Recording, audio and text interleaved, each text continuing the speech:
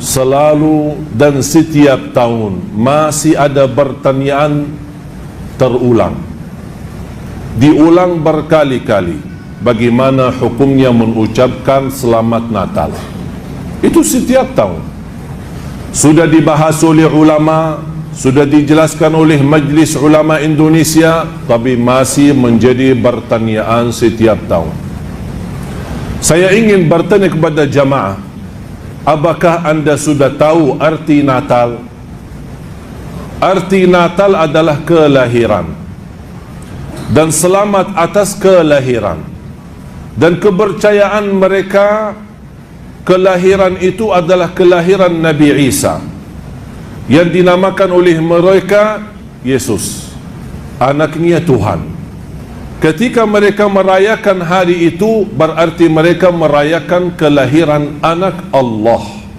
Kita sebagai orang Muslim sudah belajar, bahkan sudah hafal, Qul huwallahu ahad, Allahus samad, lam yalid wa lam yulad. Tidak punya anak, yang tidak beranakan. Berarti kalau Allah tidak punya anak, kita sudah percaya dan yakin Allah subhanahu wa ta'ala Maha Esa, Al-Wahidul Ahad, Al-Hayyul Qayyum, Maha hidup dan Maha berdiri sendiri. Allah subhanahu wa ta'ala Maha berkuasa, Allah subhanahu wa ta'ala Maha kaya, tidak tergantung kepada makhluk siapapun. Tapi kalau kita mengucapkan Selamat Natal atas kelahiran anak Tuhan, berarti kita sendiri sudah mengingkari Qul huwallahu ahad. Ada orang berkata toleransi, kita kan basa-basi. Bagaimana kalau mereka mengajak kita makan babi? Boleh enggak basa-basi? Makan babi basa-basi demi mereka. Kalau memang boleh makan babi, boleh ucapkan Selamat Natal.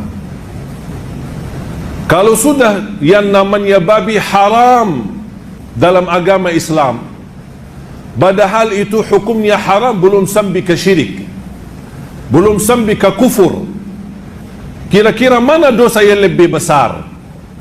Mengucapkan selamat atas kelahiran anak Allah atau makan babi? Jelas dosa jauh lebih besar kita berkata Allah mempunyai anak. Kita tidak, Islam tidak melarang kita bersahabat dengan orang yang beda agama. Islam tidak melarang kita berbisnis dengan orang beda agama. Islam tidak melarang kita bertetangga dengan orang beda agama. Islam tidak melarang itu. Yang aku heran, semua kebebasan dalam agama dibolehkan. Bergaul dengan mereka, silaturahim dengan mereka, jalan-jalan dengan mereka, berbisnis dengan mereka, pinjam uang dengan mereka, bagaimana sama-sama hidup dengan mereka, bertetangga dengan itu semua tidak ada larangan. Ketika datang hanya Selamat Natal, oh kenapa Islam susah? Subhanallah, anehnya manusia. Banyak hal yang dibolehkan, kenapa fokusnya hanya begitu saja? Mengapa susah mau mengucapkan? Kita harus menunjukkan, walaupun kita diajarkan menghormati beda agama. Rasul hidup di tengah masyarakat yang di kufar Quraisy di Makkah, hidup di Madinah dengan tetangga orang Yahudi. Tapi Rasul SAW tidak pernah mengikuti perayaan mereka. Rasul tidak pernah mengikuti mengucapkan selamat hari-hari raya mereka. Tapi Rasul tetap tetangga mereka. Rasul silaturahim kepada mereka. Rasul tetap berbaik dan sahabat dengan mereka. Bahkan berbisnis dengan mereka. Harus kita berprinsip sebagai orang Muslim. Hal yang terkait dengan akidah, mohon maaf, tidak ada tawar-menawar, walaupun orang tua sendiri.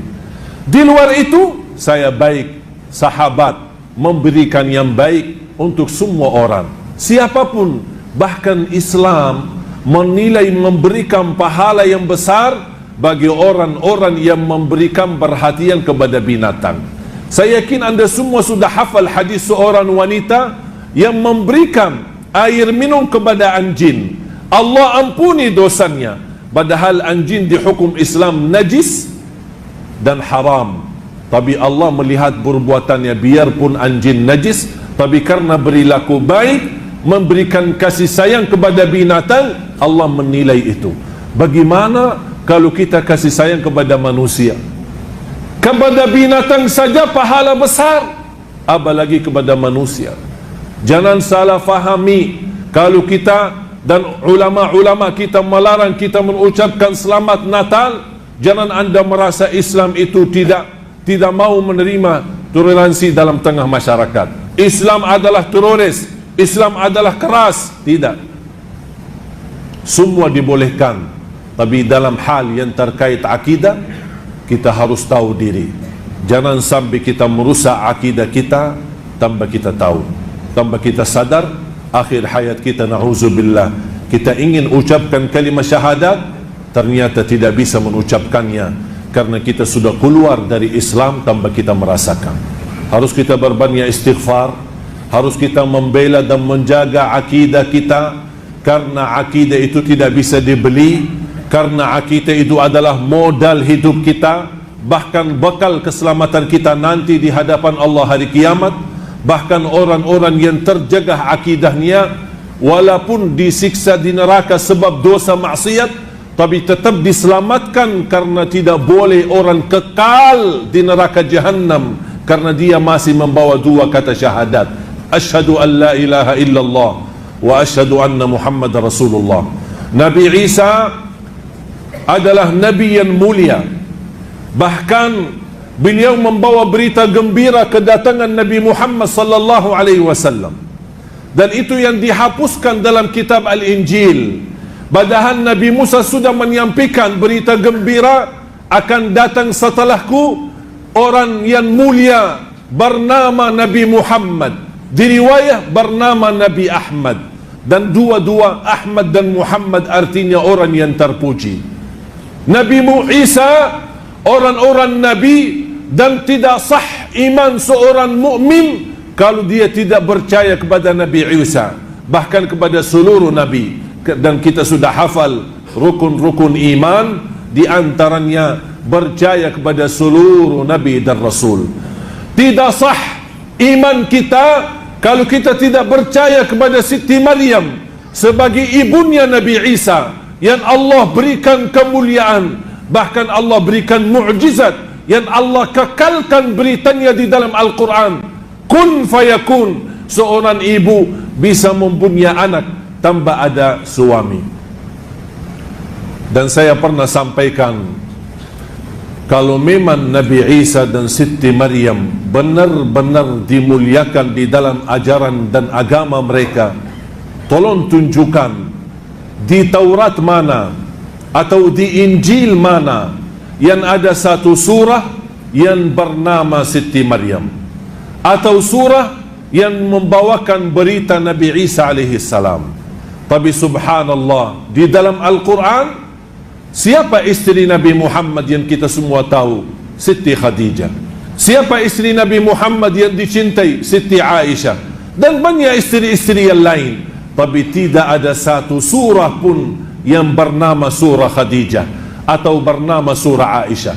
Tapi karena kita umat Islam memuliakan Siti Maryam, memuliakan Nabi Isa alaihi salam, Allah turunkan Al-Quran yang kita baca, dan Allah kekalkan Al-Quran sampai hari kiamat.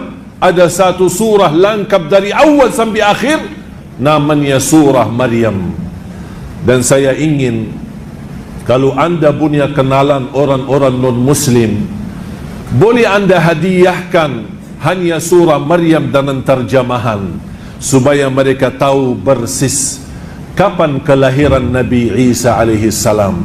Yang mereka percaya kelahiran Nabi Isa atau kelahiran anak Tuhan tanggal 25 Desember.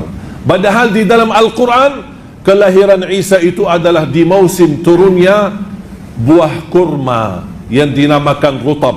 Rutab itu adalah kurma separuh atau setengah matang.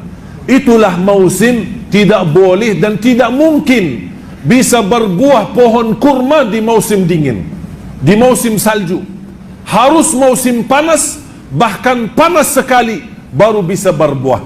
Allah ceritakan persis keadaan kelahiran Nabi Isa, tapi mereka merubahkan dalam sejarah dan mempalsukan cerita Natal, menjadikan 25 Desember yang menjadi hari-hari biasa, hari dingin dan hari sejuk.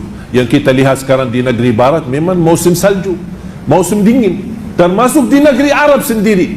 Oleh karena itu jamaah sekalian, jangan pengaruhi dari media yang benar-benar nyata, yang batil-batil nyata. Kita harus menjaga akidah dan tetap kita berakhlak baik sama semua orang. Siapapun agamanya, apapun agamanya, kita berbaik sama semua orang.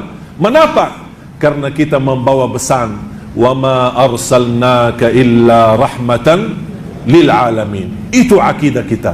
Rahmat bagi seluruh alam, rahmat bagi binatang, rahmat bagi pohon-pohon, rahmat bagi seluruh makhluk, rahmat bagi manusia, rahmat bagi non-muslim, rahmat bagi sesama muslim dimanapun kita berada, membawa perjuangan Nabi Muhammad rahmatan lil alamin.